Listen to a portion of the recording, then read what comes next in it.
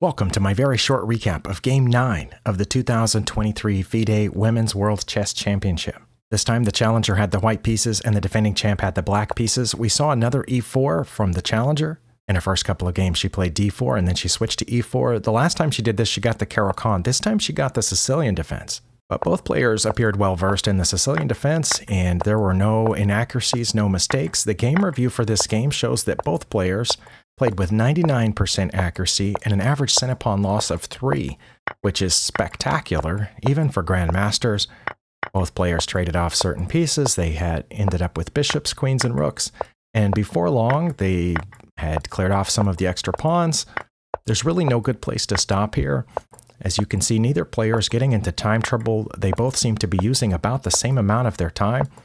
It almost looks like black should have just a little bit of an advantage here with an extra pawn or two in the middle, but it turns out that there's no advantage at all, according to Stockfish. As they approached move 40, both of them began using almost all of the time that they had available. As you can see, the defending champ has only 6 minutes left, and the challenger has less than 5 minutes left. But I never got the impression that either one of them was short on time, just that they were using the time that was available to them. So by the time that they got their extra time control at 40 moves, which is right about here, this is move 39, they're both under 5 minutes. But again, neither one of them seemed really pressured to make the correct moves in this position. Both of them seemed to know exactly what they were doing, which pawns they had to defend, which pawns they had to sacrifice, where to place their kings, and what to do with everything. And there was never a point, I don't think, at which it was in doubt. I did hear their commentators coming up with scenarios in which one player or the other could gain a slight advantage, but that never became a reality on the board. It was just impressive all around. Obviously that pawn's going to go, and then here with plenty of time left in the extra time control for both players, they just repeated moves, and that was a draw. I know a lot of people who watch these tournaments complain that draw after draw is just boring, but to me it's exciting to see perfect play, and that's what we saw in this game. I also saw some people complaining on social media that there was coverage at all of this women's event, which was a little startling to me, especially the way that a lot of those comments were phrased. One of the comments was phrased as a question, should we even be covering women's events or just the elites?